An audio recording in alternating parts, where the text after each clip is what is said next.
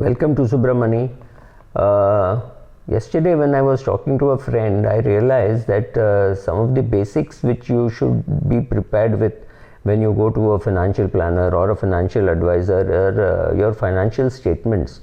There is no point if you say you don't even know where you stand. So which are these financial statements that you should always have in your head? And somewhere in your laptop or somewhere in your computer or somewhere mailed to yourself or to your daughter or somewhere where you can find it. Okay, the first is the balance sheet, the second is the income expenditure account, and the third is the cash flow. And if you would take the fourth one, then I would think it's your goal sheet. Let us put it this way: a balance sheet is a summary of what you have and what you owe. I'll give you a link. I've done this post sometime in 2018 on my blog. I'll give you a link to it.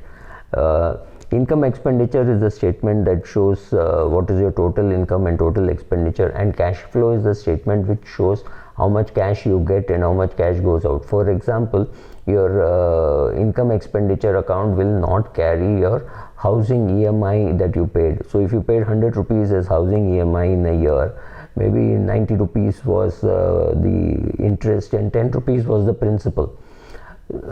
So sometimes later it will become 80-20, then 70-30, right? So you will start repaying the principal a little faster because interest component will go down. And so those kind of so that will be captured by your cash flow and not by your income expenditure.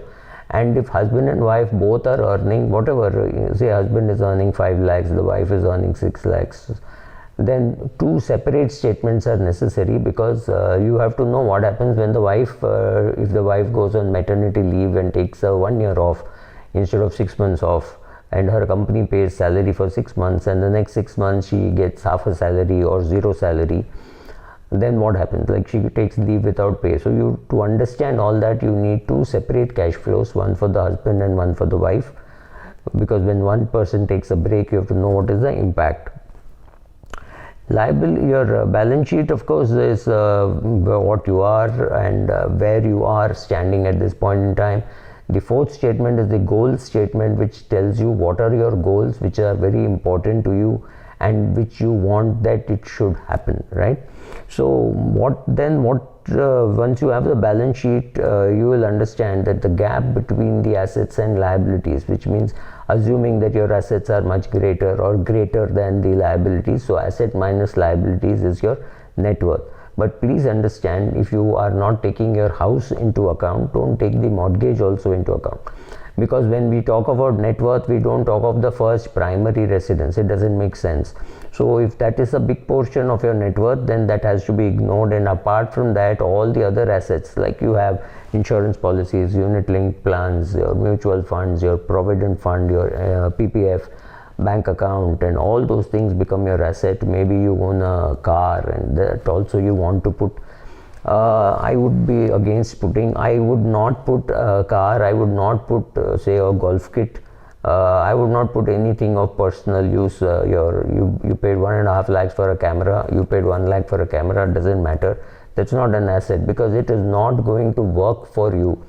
So when we talk of a balance sheet for a personal finance class, we are talking of all those assets which are working for you, which will include your savings bank account interest, it will include all your bank FD, it will include your PF, but it will not include a house, it will not include a car, it will not include the golf kit, it will not include your camera. None of these things ever qualify as an asset, because they are not working towards to play on words to your not working, right? These are not helping you go towards your retirement. So these are assets which have to be ignored, right? So what are your personal assets? There is cash on hand, which means the cash in the pocket, cash in your purse, cash in your jar, whatever. All that is the cash in the house, is the cash on hand. Cash in the bank, whichever account you have, whether you have a current account or a savings account, all those balances. After that, the mutual funds, which could be liquid funds, bond funds, everything. Then shares and bonds in physical form or in demat form. If they're still in physical form, please get it dematted.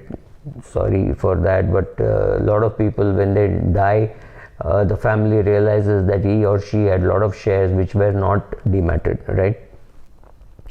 Asset minus liabilities is your net worth, and your most important aim in life is to keep on increasing your net worth. That has to be your, so net worth maximization should be, technically speaking, your only financial goal, right?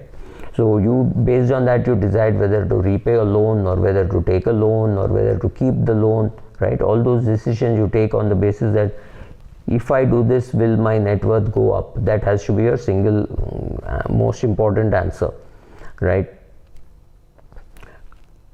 So what are the other assets? Some of the gold lying in your house, your public provident fund, your voluntary provident fund, all those things. What are your liabilities? Unpaid bills.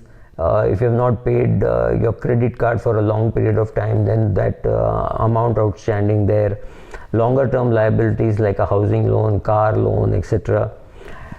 Any other loans which could be educational and personal loans, etc. And that's about it, right? Thank you.